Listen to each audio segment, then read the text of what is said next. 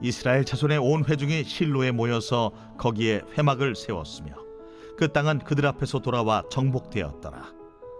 그러나 이스라엘 자손 중에 그 기업의 분배를 받지 못한 자가 아직도 7지파라. 여호수아가 이스라엘 자손에게 이르되, 너희가 너희 조상의 하나님 여호와께서 너희에게 주신 땅을 점령하러 가기를 어느 때까지 지체하겠느냐? 너희는 각 지파에 3사람씩 선정하라. 내가 그들을 보내리니 그들은 일어나서 그 땅에 두루다니며 그들의 기업에 따라 그 땅을 그려가지고 내게로 돌아올 것이라.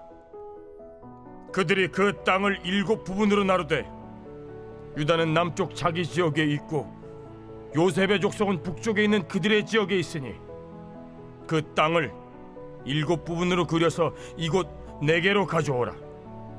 그러면 내가 여기서 너희를 위하여 우리 하나님 여호와 앞에서 제비를 뽑으리라. 레위 사람은 너희 중에 분깃이 없나니 여호와의 제사장 직분이 그들의 기업이 됨이며 갓과 루벤과 므낫세 반 지파는 요단 저편 동쪽에서 이미 기업을 받았나니 이는 여호와의 종 모세가 그들에게 준 것이니라. 그 사람들이 일어나 떠나니 여호수아가 그 땅을 그리러 가는 사람들에게 명령하여 이르되, 가서 그 땅으로 두루다니며 그것을 그려가지고 내게로 돌아오라. 내가 여기 실로의 여호와 앞에서 너희를 위하여 제비를 뽑으리라.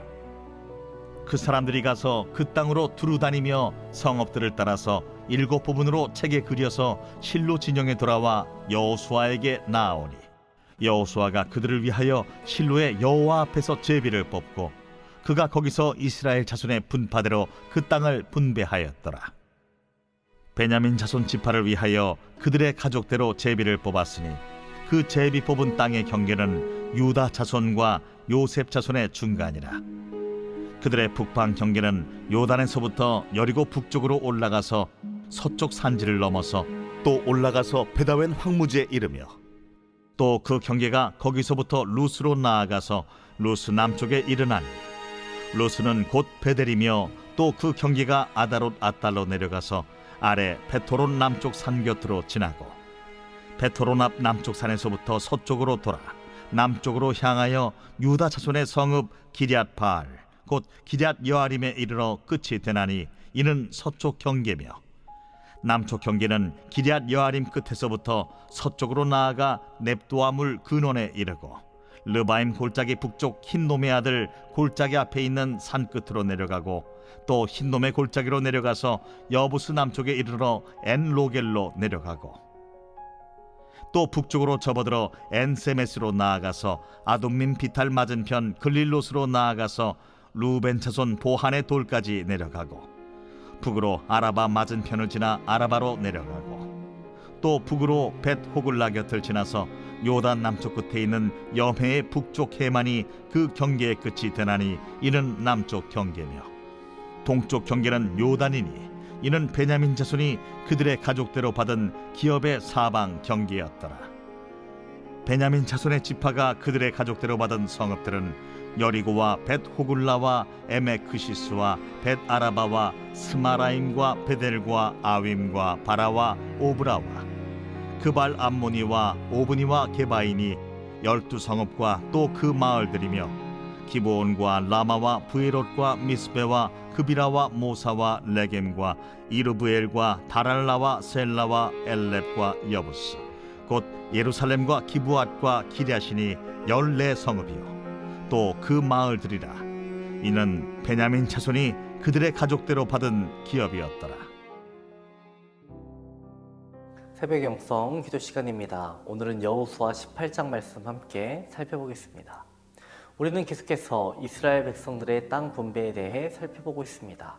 여호수아 15장에서는 유다 지파, 16장에서는 에브라임 지파, 17장에서는 므낫세 지파가 땅을 받는 내용을 봤습니다. 또 17장에서는 요셉 자손인 에브라임 지파와 므낫세 지파가 감사하지 못하고 자족하지 못하며 배려하지 못하는 장면을 보았습니다. 욕심을 내며 불평을 하는 장면을 보았죠. 오늘 본문 여호수아 18장 1절은 이렇게 시작합니다. 이스라엘 자손의 온 회중이 실로에 모여서 거기에 회막을 세웠으며 그 땅은 그들 앞에서 돌아와 정복되었더라. 저는 여호수아 18장 1절을 읽으면서 문맥의 흐름이 이어지지 않는다라고 생각했습니다. 여호수아 17장의 마지막 절인 18절을 읽고 여호수아 18장 2절을 읽는 것이 더 자연스러운 진행이라고 생각합니다. 그런데도 여호수아 18장 1절이 기록되어 있는 것은 여기에 의미가 있다라는 것이겠죠.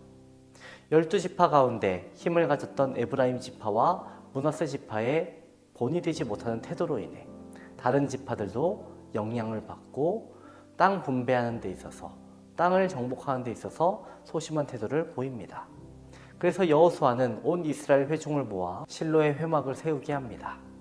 이를 통해 이스라엘 모든 지파를 다시 결속시키고 하나님의 뜻이 무엇인지를 상기시키는 것입니다. 그리고 여호수아는 이제 이렇게 말하는 겁니다. 여호수아가 이스라엘 자손에게 이르되 너희가 너희 조상의 하나님 여호와께서 너희에게 주신 땅을 점령하러 가기를 어느 때까지 지체하겠느냐. 너희는 각 지파에 세 사람씩 선정하라. 내가 그들을 보내리니 그들은 일어나서 그 땅에 두루 다니며 그들의 기업에 따라 그 땅을 그려가지고 내게로 돌아올 것이라. 사명이 식은 7지파를 위해 3명씩 정하여 땅을 두루 다니게 했고 그들의 기업에 따라 땅을 그려오게 했습니다. 그리고 7지파의 3사람씩 총 21명의 사람은 이 일을 수행했습니다. 그리고 나서 7지파는 다시 제비를 뽑기 시작했고요. 땅을 분배합니다. 가장 먼저 베냐민 지파가 뽑습니다. 11절 말씀입니다. 베냐민 자손 지파를 위하여 그들의 가족대로 제비를 뽑았으니 그 제비 뽑은 땅의 경계는 유다 자손과 요셉 자손의 중간이라. 지도를 보면요, 베냐민 지파의 땅은 작습니다. 그리고 위에는 에브라임이 위치해 있고요, 아래에는 유다 지파가 큰 땅을 차지하고 있습니다. 베냐민 지파는요, 그 중간에 껴 있습니다. 상대적으로 굉장히 작습니다. 어떻게 보면 12지파 가운데 가장 작은 땅을 가지고 있습니다. 하지만 이들은 에브라임, 므낫세 지파와는 다르게 불평하는 장면이 나오지 않습니다. 앞서 7지파가 함께 땅을 보고 왔고 함께 나눴습니다. 7지파 가운데에 가장 먼저 제비를 뽑았습니다. 이들은 지금의 상황을 인정하고 자신들이 할 수 있는 것을 이제 하는 겁니다. 이렇게 땅을 주신 하나님을 인정하는 모습을 보이고 있습니다. 사실 베냐민 지파가 이렇게 땅을 분배받는 것은요, 하나님께서 계획하신 것입니다.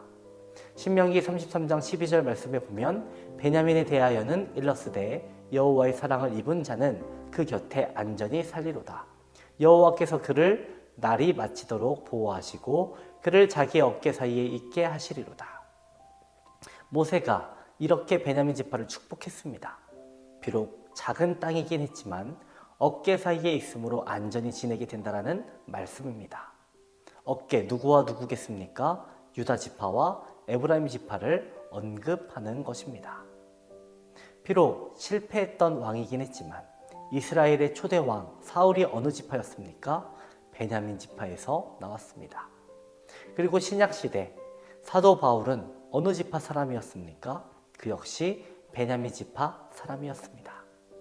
어느 지파가 큰 땅을 차지했다고 해서 그 지파에서만 뛰어난 인물이 나오는 것이 아님을 오늘 본문이 보여줍니다.